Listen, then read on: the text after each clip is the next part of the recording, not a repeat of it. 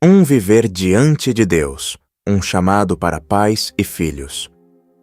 Os pais têm uma grande responsabilidade, não apenas ensinar, mas viver de maneira santa e constante na presença de Deus. O chamado para a santificação não deve se limitar à presença dos filhos, mas deve ser um reflexo contínuo de comunhão com Deus em todas as áreas da vida. O próprio Senhor Jesus nos dá exemplo. Ele era santo antes mesmo de santificar-se, por causa dos discípulos. João 17:29. Assim, os pais também são chamados a andar com Deus de forma íntegra, independente de quem os observa. O exemplo de Enoque na Bíblia, encontramos o exemplo poderoso de Enoque, um homem que andou com Deus. Em Gênesis 5:21-24, lemos: Enoque viveu 65 anos e gerou a Metusalém. Andou Enoque com Deus, e depois que gerou a Metusalém, viveu 300 anos, e teve filhos e filhas. E andou Enoque com Deus, e já não era, porque Deus o tomou para si. Esse testemunho nos mostra que a paternidade não afastou Enoque de Deus, mas o aproximou ainda mais. Ao assumir a responsabilidade de criar uma família, ele percebeu sua limitação humana e buscou em Deus a força e a direção para liderar seus filhos. Enoque não viveu de maneira piedosa apenas na presença de Metusalém, mas manteve um relacionamento constante e íntimo com Deus, o que o levou a ser arrebatado. Na Bíblia podemos ver outros exemplos bíblicos. Além de Enoque, outros exemplos bíblicos nos ensinam sobre a caminhada de pais e filhos diante de Deus. Noé, descrito como justo e íntegro em sua geração, também andou com Deus. Ele foi chamado para construir a arca e salvar sua família do dilúvio, mostrando como a obediência a Deus pode impactar diretamente a vida dos filhos. Gênesis 6:9-10. Abraão, conhecido como amigo de Deus, foi um exemplo de fé para seu filho Isaque. Em Gênesis 22:7-8, Abraão demonstra confiança total em Deus ao responder ao questionamento de Isaque sobre o sacrifício. Deus proverá para si o cordeiro. Essa fé transmitiu ao filho a importância de confiar em Deus em todas as circunstâncias. Timóteo, no Novo Testamento, é citado como fruto da educação piedosa de sua mãe, Eunice, e sua avó, Loide. O apóstolo Paulo reconhece o impacto dessa criação espiritual em 2 Timóteo 1:5, destacando a importância de pais e avós em guiar os filhos na fé. Como podemos aplicar essa lição? Os pais precisam cultivar um viver que seja uma inspiração constante para seus filhos, não por obrigação, mas por um relacionamento genuíno com Deus. Como vemos em Deuteronômio 6:6-7, Deus ordena que seus mandamentos sejam ensinados ao se sentar em casa, ao andar pelo caminho, ao deitar e ao levantar. Isso só é possível quando os pais vivem em comunhão contínua com Deus, refletindo essa santidade em sua rotina diária.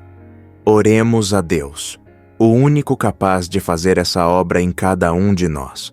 Pai Celestial, reconhecemos nossa limitação como pais e buscamos em Ti a sabedoria e a força para guiar nossos filhos no caminho da verdade. Assim como Enoque, desejamos andar contigo diariamente, vivendo de forma íntegra e constante em Tua presença.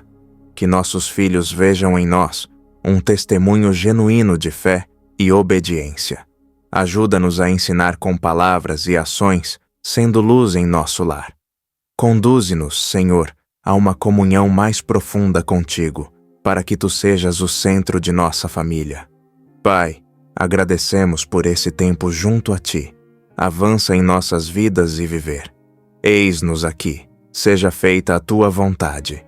Venha o Seu reino. Hoje, agradecemos por Sua presença, Pai, por todos que consagraram esse tempo, na comunhão Seu conservo, Luiz Trama. Amém. Emanuel vos abençoe. Assim fizeram e já não podiam puxar a rede, tão grande era a quantidade de peixes.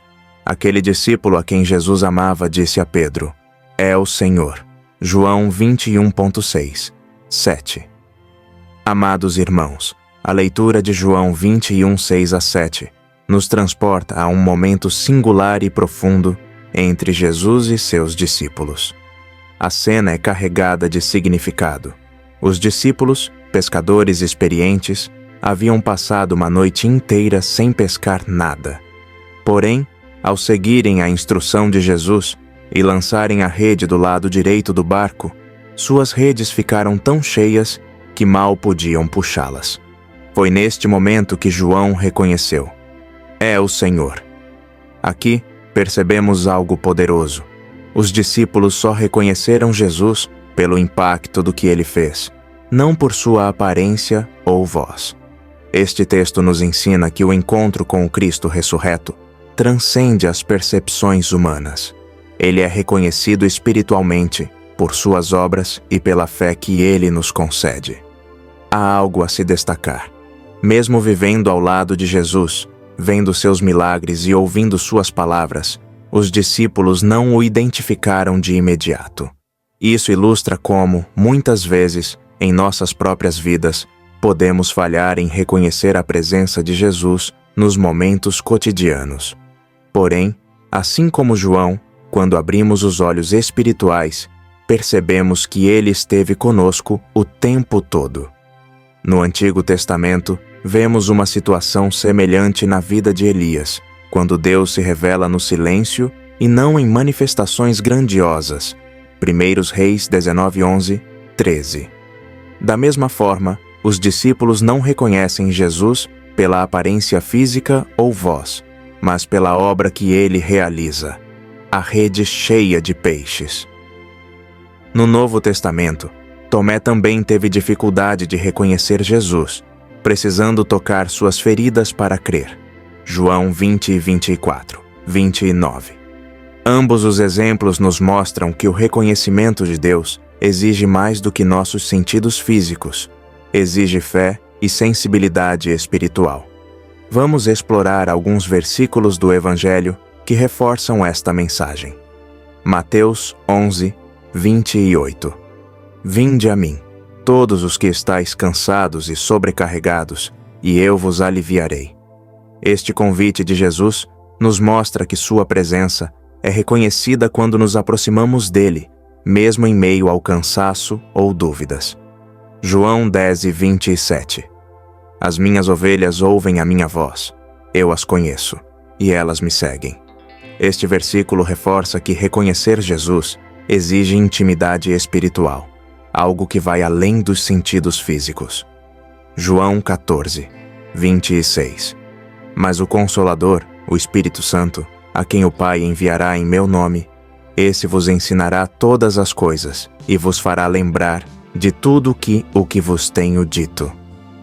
Aqui, vemos que o Espírito Santo nos ajuda a perceber e compreender a presença de Jesus em nossas vidas.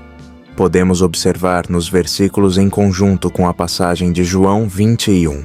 Os discípulos, sobrecarregados pelo cansaço e pelo fracasso, encontraram em Jesus a renovação e o alívio prometidos em Mateus 11:28. Eles precisaram ouvir e obedecer à voz de Jesus, como mencionado em João 10:27, para que as redes se enchessem e pudessem reconhecê-lo. E é o Espírito Santo que nos capacita a compreender essas verdades espirituais, como descrito em João 14:26. Podemos refletir em nosso dia a dia sobre como enfrentamos desafios em nossas vidas. Quantas vezes nos encontramos em situações de redes vazias, tentando com nossas próprias forças resolver problemas, alcançar metas ou superar dificuldades? Assim como os discípulos, é nesses momentos que devemos nos lembrar de Jesus, ouvir sua voz e obedecer. Mesmo que a princípio não o reconheçamos em meio às nossas circunstâncias, ele está presente, trabalhando para transformar nosso vazio em plenitude. E assim como no texto bíblico, muitas vezes temos um conhecimento interior, uma convicção que não conseguimos explicar plenamente. Isso é fé, uma confiança que transcende lógica e evidências, mas que nos dá a certeza de que Jesus está conosco. Senhor Deus, nesta manhã, venho diante de Ti com um coração aberto e desejoso de ouvir Tua voz. Assim como os discípulos no mar de Tiberíades, muitas vezes me encontro cercado por dificuldades e redes vazias. Porém, hoje, eu confio em Ti. Ensina-me a reconhecer a Tua presença, mesmo quando tudo parece incerto. Obrigado por Teu convite amoroso, que me chama a descansar em Ti. Obrigado por ser o pastor que conhece cada uma de Suas ovelhas e que me guia pelo caminho da vida. E obrigado pelo Espírito Santo, que me lembra das Tuas promessas e me ajuda a enxergar Tua mão em cada situação. Pai, eu oro por todos que, como eu, enfrentam os desafios da vida diária. Oro por aqueles que estão cansados, desanimados e em busca de direção. Que eles possam ouvir Tua voz e lançar suas redes novamente, confiando que Tu és o Deus que provê, renova e transforma. Que a história de Elias nos lembre de Te ouvir no silêncio. Que a experiência de Tomé nos mostre que Tu não rejeitas nossas dúvidas, mas nos convida a crer. E que a história dos discípulos no barco nos inspire a confiar em Tua palavra, mesmo quando não vemos resultados imediatos. Eu Te entrego este dia e todos os desafios que ele trará, confiando que Tu estarás comigo em cada momento. Amados irmãos, agradecemos ao Senhor por este tempo que fomos contados na Sua presença. Em nome de Jesus, eu oro, na comunhão Seu conservo. Amém. Sem mim, nada podeis fazer. João 15:5. Esta declaração de Jesus nos lembra da nossa total dependência de Deus em todas as áreas de nossas vidas. O exemplo dos trabalhadores nas salinas ilustra bem como, muitas vezes, insistimos em tentar carregar fardos que claramente não conseguimos suportar. Assim como esses trabalhadores tentam, repetidamente, lidar com pesos maiores do que podem suportar, nós, em nossa vida, frequentemente tentamos enfrentar sozinhos desafios que são maiores do que nossas forças. Essa atitude reflete nossa natureza humana, uma inclinação natural para agir por conta própria antes de buscarmos a ajuda divina. Muitas vezes, só nos voltamos ao Senhor quando estamos no limite de nossas forças, quando já tentamos todas as alternativas e falhamos. No entanto, o Evangelho nos chama a uma postura de humildade e dependência desde o início, reconhecendo que é o Senhor quem nos fortalece e sustenta em todas as coisas. Filipenses 4:13. Essa mensagem ecoa em todo o contexto bíblico. No Antigo Testamento, vemos isso claramente em histórias como a de Moisés, diante do Mar Vermelho. O povo de Israel estava encurralado entre o exército egípcio e o mar. Não havia força humana capaz de resolver a situação. Mas quando Moisés clamou a Deus, o Senhor abriu o mar e fez um caminho onde não havia saída. Êxodo 14:21-22. Isso demonstra que, quando reconhecemos nossa limitação e confiamos em Deus, Ele realiza o impossível. No Novo Testamento, o apóstolo Paulo reforça essa ideia em 2 Coríntios 12:9-10, onde ele diz: "A minha graça te basta, porque o meu poder se aperfeiçoa na fraqueza." Paulo aprendeu que, em sua fraqueza, ele dependia totalmente da força de Deus. Essa dependência não era sinal de fraqueza espiritual, mas uma compreensão profunda de que somente Deus pode nos capacitar a enfrentar as lutas da vida. Agora, pensemos em nossas próprias vidas. Quantas vezes carregamos preocupações, ansiedades e problemas sem entregá-los ao Senhor? Muitos enfrentam lutas em seus casamentos, empregos, saúde ou relacionamentos e tentam resolvê-las com suas próprias forças. Quando nos rendemos à soberania de Deus, abrimos espaço para que Ele nos guie e opere em nossas vidas de maneira que nunca poderíamos imaginar. Senhor, Reconhecemos que sem Ti, nada podemos fazer. Perdoa-nos por tantas vezes tentarmos carregar fardos que só Tu podes suportar. Ajuda-nos a confiar mais em Ti, a entregar nossas lutas em Tuas mãos e a depender do Teu poder em cada área de nossas vidas. Assim como o Senhor abriu o Mar Vermelho para o povo de Israel e deu força ao apóstolo Paulo em sua fraqueza, nós clamamos para que Tu operes em nossas dificuldades e nos fortaleças em nossas limitações. Que Teu Espírito Santo nos guie e nos capacite a viver de forma que Te agrade, sabendo que, em Ti, somos mais do que vencedores. Obrigado, Senhor, por Tua graça e Tua força que nos sustentam a cada dia.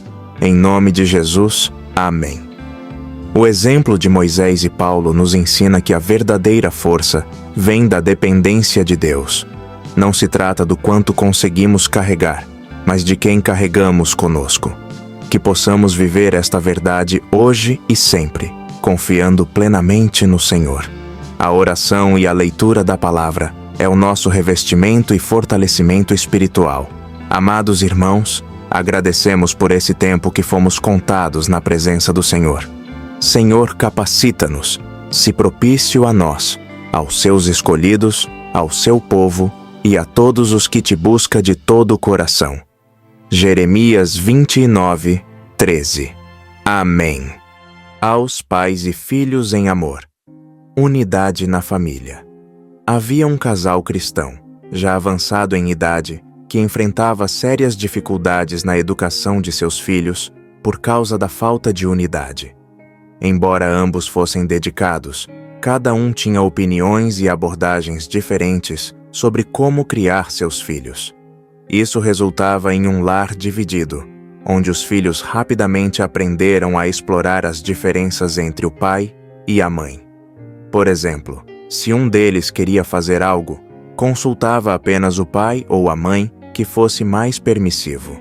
Com isso, as crianças cresciam manipulando a falta de consenso dos pais e desfrutando de uma liberdade que não lhes fazia bem. Um pastor os alertou. Se não corrigissem essa situação, seus filhos cresceriam sem firmeza na fé e poderiam se afastar de Deus. Infelizmente, com o tempo, isso se concretizou. Os filhos cresceram, seguiram suas vidas, mas nenhum deles permaneceu no caminho do Senhor. Este relato nos ensina algo crucial. Pais que não demonstram unidade em sua liderança e decisões abrem brechas para que os filhos se percam, tanto na conduta quanto na fé. Essa lição nos chama a atenção à importância da harmonia e do alinhamento espiritual no lar. A Bíblia nos dá diversos exemplos de como a unidade ou a falta dela impacta as famílias. No Velho Testamento, podemos olhar para Abraão e Sara. Quando Sara insistiu que Abraão tivesse um filho com sua serva Hagar, as consequências da falta de unidade entre eles se manifestaram em conflitos futuros entre seus descendentes. Gênesis 16, 1 a 5. Por outro lado, vemos a unidade em ação na história de Noé. Ele e sua família trabalharam juntos para construir a arca, seguindo a direção de Deus, e isso resultou na salvação de todos eles. Gênesis 6, 13 a 22. No Novo Testamento, Jesus nos ensina que uma casa dividida contra si mesma não pode permanecer. Marcos 3:25. Isso se aplica não apenas à igreja, mas também às famílias. Quando pais falam em uma só voz e demonstram unidade, eles criam um ambiente de segurança e direcionamento claro para os filhos. Outro exemplo é o de Priscila e Áquila, um casal que servia a Deus em perfeita harmonia, sendo grandes instrumentos no ensino da palavra e na edificação da igreja primitiva. Atos 18:24 a 26. Pais, lembrem-se, a unidade no lar não significa que vocês nunca terão diferenças. Significa sim que resolverão essas diferenças longe dos olhos dos filhos, apresentando a eles um só coração e uma mesma direção. Assim, vocês os guiarão não apenas para uma vida disciplinada, mas para um relacionamento íntimo com o Senhor. Senhor Deus, Nós reconhecemos que muitas vezes falhamos em demonstrar unidade como pais e como família. Perdoa-nos por qualquer brecha que tenhamos dado, permitindo que nossos filhos se afastem de Ti ou andem em caminhos de desobediência. Dá-nos sabedoria para resolver nossas diferenças de forma sábia e privada, apresentando sempre um só coração e um mesmo propósito diante de nossos filhos. Ajuda-nos a ser como Noé, conduzindo nossa família na Tua direção, e a servir juntos como Priscila e Áquila, sendo instrumentos para Tua glória. Que nossos filhos vejam em nós o exemplo de harmonia e dependência de Ti. Espírito Santo, fortalece a unidade no nosso lar e guia-nos no caminho da Tua vontade. Entregamos nossas famílias em Tuas mãos, confiando que Tu és poderoso para guardar e salvar a todos que colocamos sob Teu cuidado. Em nome de Jesus, oramos. Amém. Unidade na família não é apenas uma questão de concordar nas decisões do dia a dia, mas de buscar juntos a direção de Deus para cada situação. Que possamos aprender com os exemplos bíblicos e construir lares firmados na fé e na unidade. Amados irmãos, clamamos ao Senhor para que Ele nos ajude a cuidar e suprir os nossos filhos. Emanuel vos abençoe. A Tua salvação espero, ó Senhor. A oração e a leitura da palavra é o nosso fortalecimento espiritual. Amados irmãos, amadas irmãs, vamos unir a nossa fé hoje e juntos desfrutarmos da graça de Deus hoje. A Tua salvação espero, ó Senhor. Gênesis 49, este versículo nos transporta para o momento em que Jacó, um homem que experimentou lutas, pecados e reconciliações ao longo de sua vida, ergue seus olhos aos céus e faz um clamor sincero a Deus. No contexto do capítulo 49 de Gênesis, Jacó está abençoando seus filhos e profetizando sobre o futuro de cada tribo. No entanto, ao refletir sobre a tribo de Dan, que seria como uma serpente no caminho, ele interrompe sua fala para clamar por salvação. Jacó não recorre à sua própria sabedoria ou estratégias, como havia feito em outros momentos de sua vida, mas confia no Senhor e entrega o futuro de sua descendência nas mãos dele. Esse clamor pode ser relacionado à nossa oração todos os dias. É no final do dia que refletimos sobre nossos erros, nossas lutas e nossas vitórias.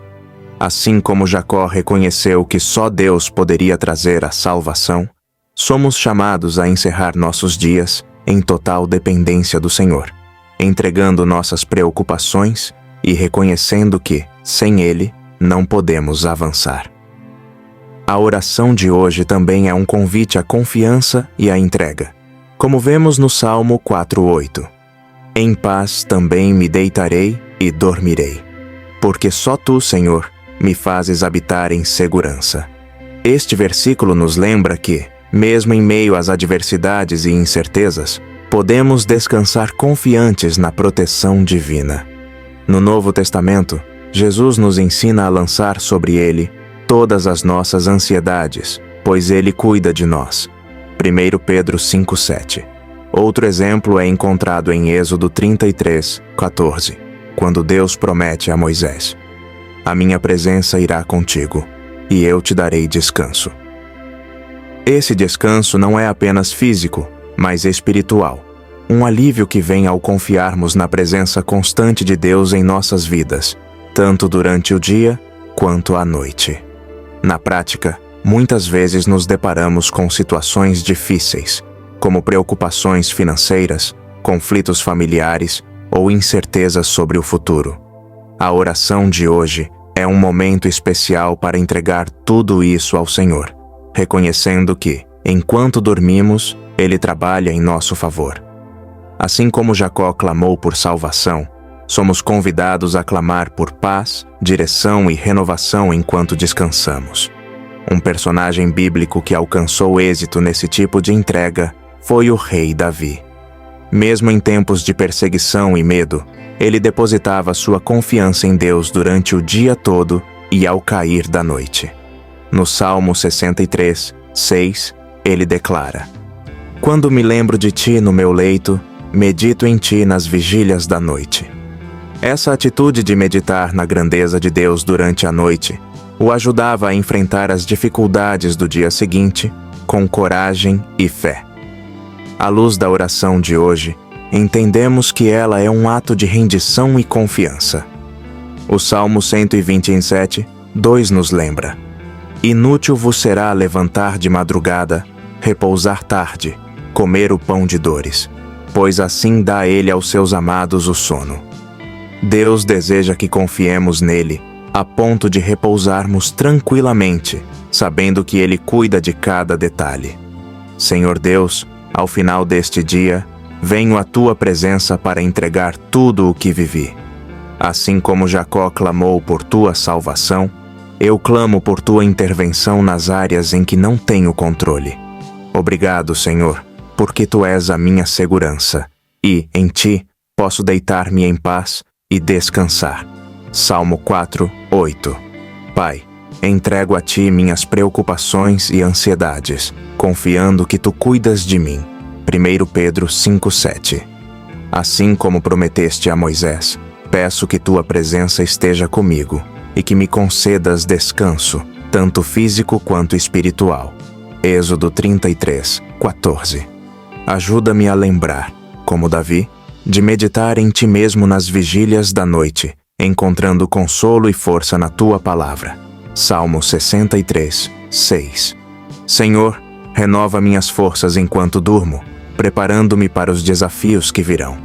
Confio que enquanto descanso, tu estás trabalhando em meu favor, pois és fiel e nunca dormes nem cochilas. Salmo 121, versículo 4. Que minha vida seja marcada pela confiança em ti e que eu possa testemunhar tua bondade dia após dia.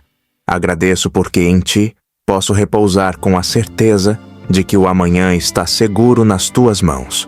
Em nome de Jesus, eu oro. Amém. Assim como Davi e Jacó, podemos encerrar nossos dias confiando que Deus está no controle. Mesmo em meio a lutas e desafios, há descanso e paz, disponíveis para aqueles que se rendem ao Senhor. Amados irmãos, agradecemos ao Pai, que nos trouxe aqui para juntos sermos contados na sua presença. Que o Senhor seja com cada santo, graça e paz em Cristo Jesus, na comunhão seu conservo. Aos pais e filhos em amor, ainda não é hora. Ainda não é hora no livro Confissões. Agostinho relata a persistência de sua mãe, Mônica, em orar por sua conversão. Por anos, ela derramou súplicas diante de Deus, com lágrimas, sem jamais perder a confiança de que seu filho encontraria o caminho da salvação. Nem o passar do tempo, nem as constantes blasfêmias de Agostinho, nem mesmo a influência descrente de seu marido, conseguiram abalar a fé de Mônica. Certa vez, Mônica pediu a um irmão da igreja que conversasse com Agostinho, tentando persuadi-lo a abandonar as heresias e buscar a verdade em Cristo. Porém, o irmão, com sabedoria, respondeu: Desculpe-me, irmã, mas ainda não é hora. Esperemos pela ocasião e pela pessoa certa. E concluiu, comovido pelo fervor de Mônica: Sossegue, jamais perecerá o filho de tantas lágrimas. Essa história nos ensina que, mesmo quando a resposta de Deus parece tardar, ela não falhará. O Deus fiel responde às orações de seus filhos, no seu tempo e de acordo com a sua vontade. Mônica não apenas orou, ela confiou, perseverou e entregou o resultado a Deus. A conversão de Agostinho, que se tornaria um dos maiores teólogos da história, é uma prova do poder de uma fé inabalável. Podemos aprender com essa experiência que a história de Mônica encontra eco em diversos relatos bíblicos. No Velho Testamento, Ana, mãe de Samuel, passou anos em oração fervorosa, pedindo um filho. Sua súplica, feita com lágrimas e fé, foi ouvida, e Samuel nasceu, tornando-se um grande profeta de Israel. 1 Samuel 1:10, 11, 20. Outro exemplo é Abraão, que intercedeu por Sodoma e Gomorra, demonstrando o poder da oração persistente. Gênesis 18, 23 a 33. Embora Sodoma tenha sido destruída, Deus salvou Ló e sua família em resposta à intercessão de Abraão. No Novo Testamento, vemos a parábola do juiz iníquo, contada por Jesus, que ensina a perseverança na oração. Havia em certa cidade um juiz que não temia a Deus, nem respeitava homem algum. Contudo, porque esta viúva me importuna, hei de fazer-lhe justiça, para que ela não venha molestar-me com as suas visitas contínuas. Lucas 18, 2 a 5.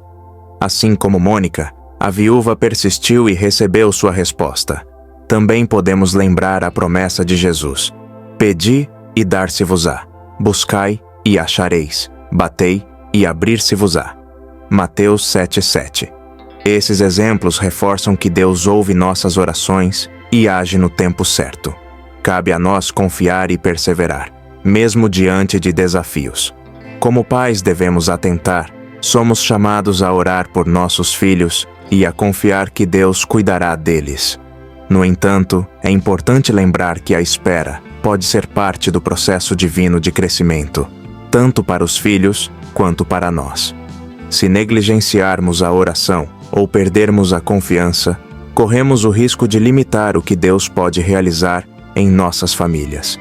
Assim como Mônica perseverou, os pais hoje são chamados a ser intercessores fiéis pelos filhos, sabendo que Deus é poderoso para realizar infinitamente mais do que pedimos ou pensamos. Efésios 3:20. Senhor, agradecemos pelo exemplo de Mônica e por nos lembrar que Tu ouves nossas orações. Dá-nos paciência para perseverar e fé para confiar no Teu tempo perfeito. Ensina-nos a interceder por nossos filhos, mesmo quando não vemos resultados imediatos. Que nossos lares sejam cheios de Tua presença e que nossos filhos cresçam para Te honrar e servir. Confiamos em Ti, Senhor, e Te entregamos nossos filhos. Em nome de Jesus, oramos. Amém. Agradecemos por Sua presença, Pai, por todos que consagraram esse tempo, na comunhão Seu conservo, Luiz Trama. Amém. Emanuel vos abençoe.